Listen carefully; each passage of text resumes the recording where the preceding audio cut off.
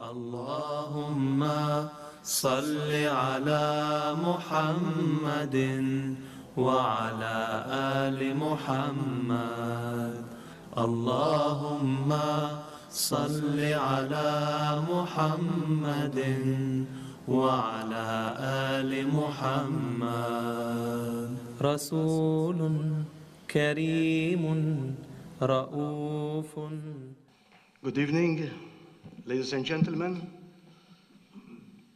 Good evening, Bishop Mario. Good evening, Mr. Atif, President of the Ahmadiyya. Welcome to this Interfaith Collaborative Seminar, which is posing the question, how did Jesus and Muhammad bring peace to the world? The seminar is being organized by the Ahmadiyya Muslim Community and the Diocese of Gozo. The mission statement of the Ahmadiyya Muslim Community is based on the axiom, love for all, hatred to none, and declares that Islam believes that unless one learns to live with oneself and to regard all other persons as brothers, one cannot attain a state of peace with God. The members of the Ahmadiyya, I believe, are among those who the Quran in verse 2563 of Al-Quran, the criterion, describes as the worshippers of the All-Merciful who tread gently upon the earth, and when the ignorant address them, they reply, peace. On its part, the Diocese of Gozo, as a community within the Catholic Church, proclaims that God is love, a love incarnated in Jesus, in whom every word and every act spoke of mercy. In announcing the Jubilee year of mercy, some weeks ago, exactly on the 4th April, Pope Francis spoke of the fact that Muslims implore God as the All-Merciful and encourage dialogue between Christians and Muslims so that we grow to understand and know each other better. I feel I should say that the seminar is very relevant. We are living in times of insecurity and fear. Studies in social psychology point to the fact that fear breeds hatred. Social intuitions are created and fed by fear. An intuition can be described as backstage thinking. Rightly or wrongly, an intuition makes us know more than we know. Our intuitions are powerful and sometimes perilous. In this context, interfaith dialogue is a means by which we can rationalize our thinking and put circumstances in their true perspective. This seminar is an instant in this regard. It is a small but hopefully effective attempt to sow and promote trust. This evening we have two keynote speakers, Dr. Alfred Grech on my right, and for the Diocese of Gozo, and Imam Ibrahim Noonan from the Ahmadiyya Muslim Community. I did pronounce your names. Yeah. At the end of the keynote speeches, there will be time for comments and questions from the floor. The first speaker will be Dr. Alfred Grech from the Diocese of Gozo. A short CV of Dr. Grech. Dr. Alfred Grech is an established lawyer with 38 years of legal experience. I can see his white hairs today from 38 years of legal experience. He graduated as Doctor of Laws from the University of Malta in 1975. He's also a member of the Albo of Advocate in canonical marriage cases since 1994. Dr. Grech also furthered his studies and in 1977 obtained a Magister Juris in European and Comparative Law. Dr. Grech serves in several legal fields. His past appointments and work experiences include lecturing at the University of Malta, Malta's Faculty of Human Rights and Democratization and Family Law. He was also appointed lecturer in the Department of Sociology at the University of Malta Gozo Center. Moreover, he has also acted as legal advisor to a number of corporations and organizations operating in commercial, industrial, and voluntary capacity. In the past, he has been appointed, amongst others, as legal advisor of the Bishop's Curia, legal advisor to the Hombus Bank, and legal advisor to the Bank of Valletta Limited. Other appointments include being member of the Diocesan Finance Committee for several years, acting as disciplinary commissioner in the for a sports organization, and also being the representative for Malta and the United Nations on the Law of the Sea in 1987, and the United Nations Conference on Namibia in 1986 and 1987. Dr. Grech holds the warrant to exercise the legal profession and is also a member of the Chamber of Advocates. I would like to add that Dr. Grech is also a poet with several publications. Thank you. Dr. Grech.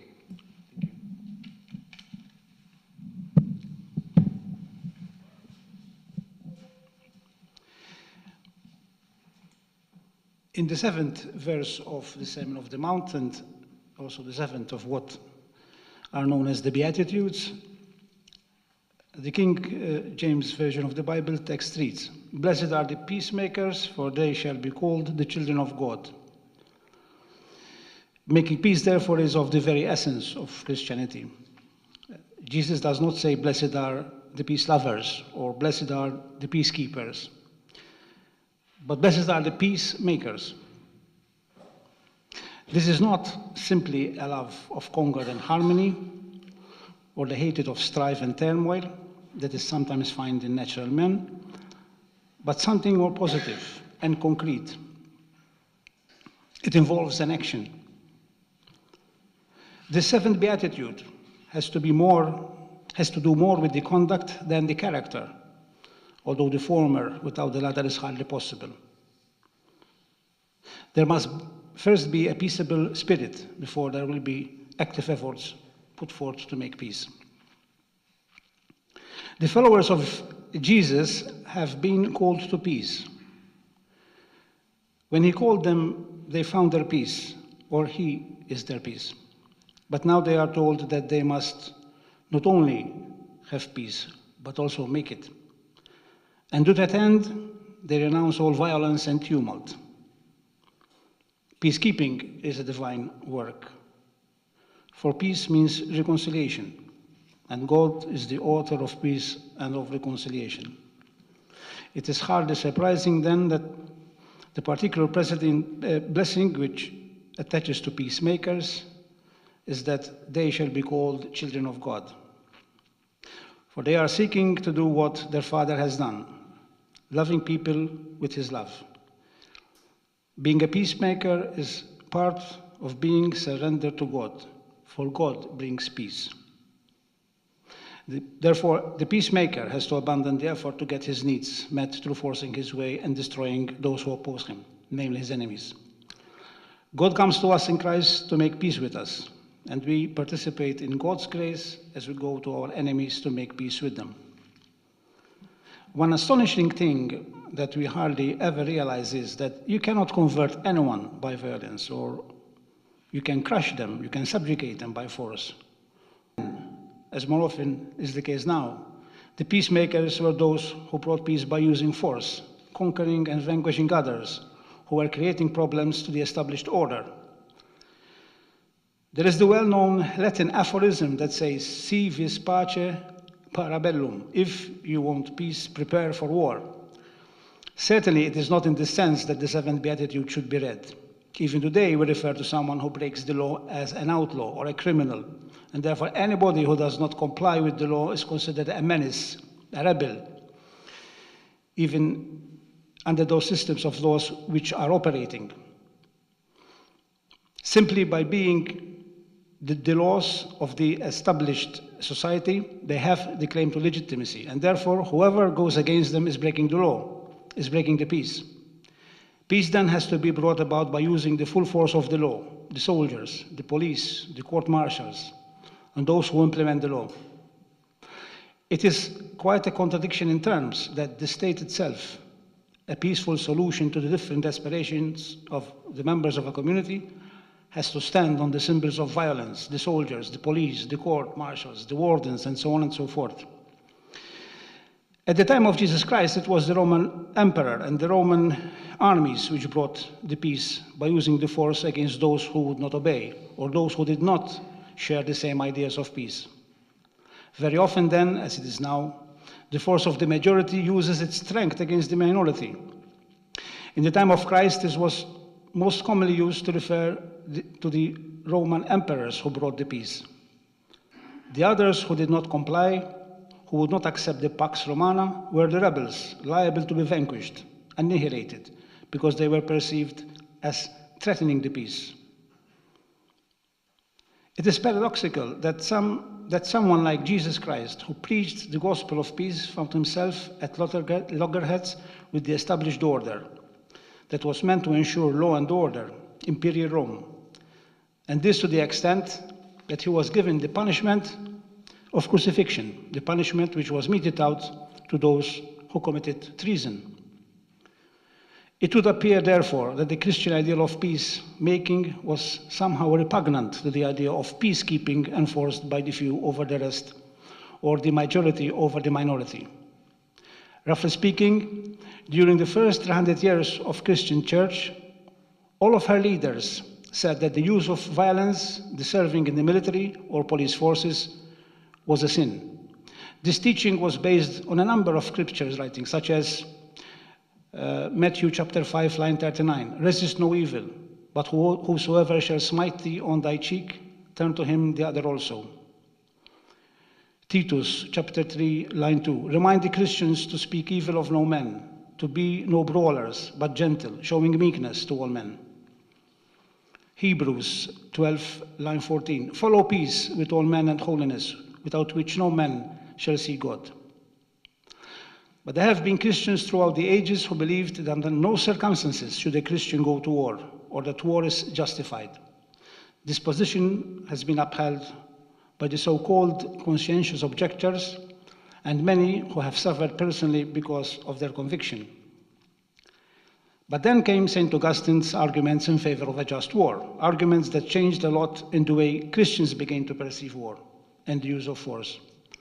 The argument is that a war that brings about greater peace could be justified. But is war consistent with the law of non-resistance preached and modeled by Jesus Christ? The pacifist tradition is based on the interpretation of that part of the Sermon of the Mount where Jesus said, open inverted commas, you have heard that it was said, an eye for an eye and a tooth for a tooth. But I say to you, do not resist an evil person. But whosoever slaps you on your right cheek, turn the other to him also. Matthew chapter 5, lines 38 to 39. This is the law of non-resistance. Following Christ's command to turn the other cheek, many pacifists believe that it is better to suffer violence than it is to commit violence. They believe this was taught by Jesus and modeled by him in the words of Peter. Quote, for you have been called for this purpose, since Christ also suffered for you, leaving you an example for you to follow in his steps. 1 Peter chapter 2, line 21. Pacifists have said that Christian obligation as believers is to follow the example of Jesus, who turned the other cheek and did not return evil for evil. They say we are to resist no evil. They interpret this to mean that we are never to resist evil under any circumstances or under any condition. Just as Christ did not retaliate against violence, but rather he suffered on the cross, taking suffering to himself and making it the ultimate price of salvation. The pacifist sees the death of Christ, an innocent victim in the face of injustice, as a pattern for all Christians to follow. Therefore, war is inconsistent with the ethic of love. Again, quoting from Jesus in the Sermon of the Mount, open quotes, you have heard that it was said, you shall love your neighbor and hate your enemy. But I say unto you, love your enemies and pray for those who persecute you. Matthew chapter 5, lines 43 to 44. If Jesus called us to love our enemies, not to take up against them, to pray for those who persecute us, to turn the other cheek and not to resist evil, but to allow love to overcome evil, how can one kill another human being for whom Jesus died for whoever reason at all? How can we adopt the attitude and say, Jesus loves us, but I'm afraid I'm going to have to kill you? But there are instances in the gospel text which weigh heavily against this sort of pacifism that we find in Christ's message and that we have been talking about. For example, in John chapter 2, line 14, Jesus comes to the temple and finds people selling oxen and sheep and doves, and the money changers sitting in their tables. Jesus sees that religious leaders have turned his Father's house of prayer into a marketplace instead of prayers and supplications. The zeal for his Father's house consumes him. Open quotes. And he made a scourge of cords and drove them all out of the temple with the sheep and the oxen. And he poured out the coins of the money changers and overturned their tables. John chapter 2, lines 14 to 15. In Luke chapter 22, line 36 to 38, Jesus is preparing his disciples for his departure. He knows that the Jewish leaders are decidedly against him. In the past, when he sent his disciples out, he took care of all their needs, but now things are going to change. Open quotes. And he said to them, but now whoever has money, has a money belt, is to take it along. Likewise also a bag. And whoever has no sword is to sell his coat and buy one. For I tell you that this which is written must be fulfilled in me. And he was numbering with transgressors, for that which refers to me has its fulfillment. They said to him, Lord, look, here are 2 swords. And he said to them, it is enough. So we have 2 contrasting aspects of Jesus. We have the Jesus who says that the blessed are the peacemakers, but on the other hand, we have the figure of Christ who speaks and acts in no uncertain terms. Consider, for example, a very interesting passage that occurs in Matthew chapter 10, line 34. Open quotes. Do not suppose that I have come to bring peace to earth. I do not come to bring peace, but a sword. For I have come to turn a man against his father, a daughter against her mother, a daughter-in-law against her mother-in-law, a man's enemies with the members of his own household. Anyone who loves their father or mother more than me is not worthy of me. Anyone who loves their son or daughter more than me is not worthy of me. Whoever does not take up their cross and follow me is not worthy of me. Whoever finds their life will lose it, and whoever loses their life for my sake will find it. Although in recent history, great leaders such as Mohandas Gandhi and Martin Luther King have preached pacifism and used peaceful means of pressure and promotion of their ideas, the dominant cultures of the world dismiss this philosophy as impractical and unrealistic. Both of those leaders finished by being assassinated by extremists and fanatics. But it would appear that it is generally accepted that war or the use of force, insofar as it translates itself into death and destruction, and the imposition by force, goes against the better judgment of human beings.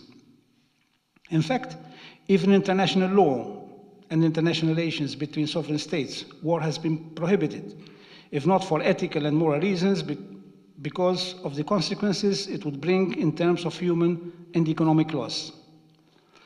In fact, the famous Kellogg-Briand Pact, or the Pact of Paris, officially known as the General Treaty for the Renunciation of War, as an instrument of national policy of 1928, was an international agreement in which signatory states promised not to use war to resolve disputes or conflict of whatever nature or whatever origin they may be.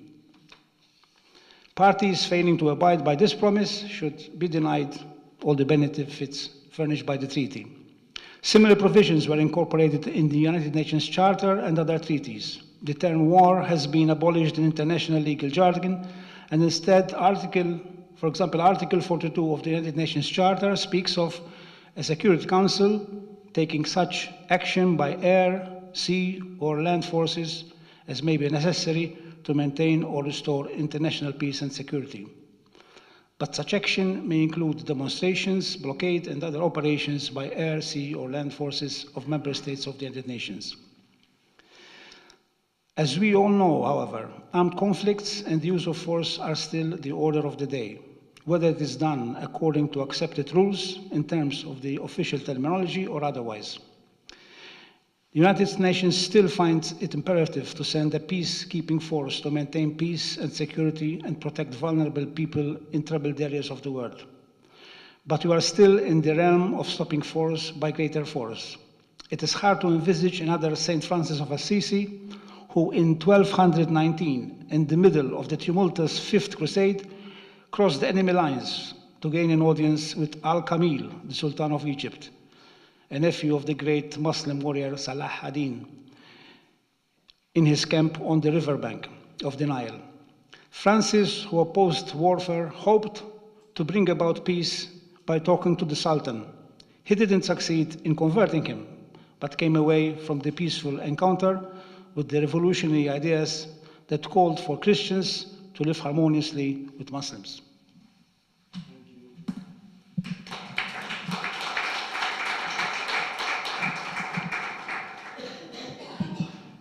Thank you, Dr. Grech. There is much food for thought in what you have been saying. What I may add is that even on the birth of Jesus, the angels spoke of peace, announced the peace to men of goodwill. And I think that those men of goodwill are also in this hall here.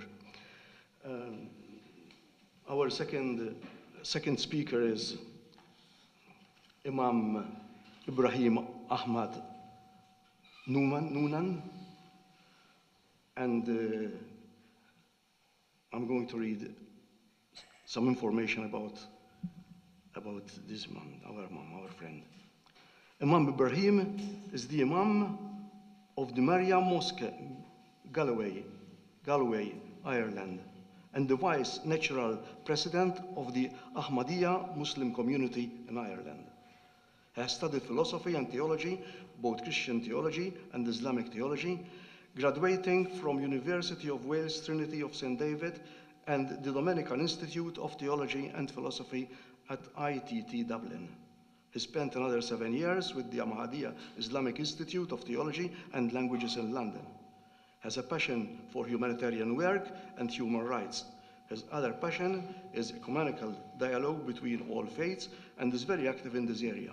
He has given many talks on Islamic issues in many universities in the UK and Ireland, and is well-known commentator and writer in the national newspapers in Ireland, and has been invited on many national radio and TV programs in Ireland and UK. He has also worked in other countries on work projects like Iceland, Israel, Bosnia, Holland, Bangladesh.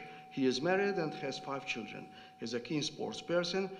He is at level 3 of level grade, third degree black belt in martial arts, and loves reading history. I prefer reading history than...